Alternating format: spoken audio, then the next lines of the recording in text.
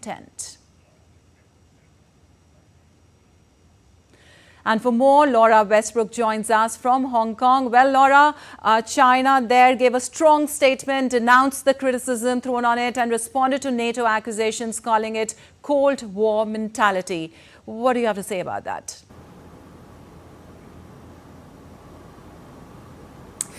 Yes, indeed. So this was a phone call between Chinese Foreign Minister Wang Yi and his Dutch counterpart, where he said that China will never accept baseless accusations from NATO. He's also gone on to say that he wants China to be on an equal footing with NATO and that they will maintain dialogue. But he said that just because NATO and China have different political systems and different values, that does not give NATO a reason, or should not give NATO a reason, to instigate confrontation with China. He's also urged NATO not to interfere with China's internal affairs nor challenge its interests. And this comes after, for the first time, NATO has accused China of supplying Russia's attacks in Ukraine. You know, NATO hasn't mentioned China as a security issue until 2019.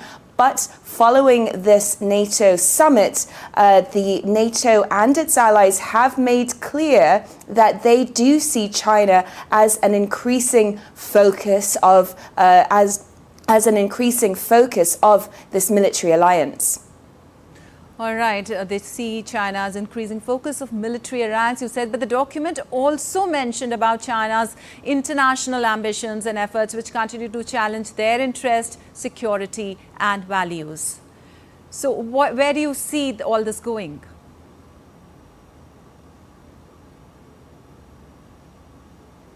Well, this is really China pushing back and pushing back quite strongly against that very sternly worded communique that was issued by the 32 members of NATO at the end of that summit, where they accused Beijing of becoming a decisive enabler of Russia's war against Ukraine. They also demanded that China cease shipments of weapons components and other technologies to the Russian militaries. It's also said that they were very deeply concerned by China's deepening ties with Moscow. So this was a very strongly written statement by the NATO key allies and members. And analysts have said that it really was an extraordinary step, because they said that it was served as a warning that they see China does pose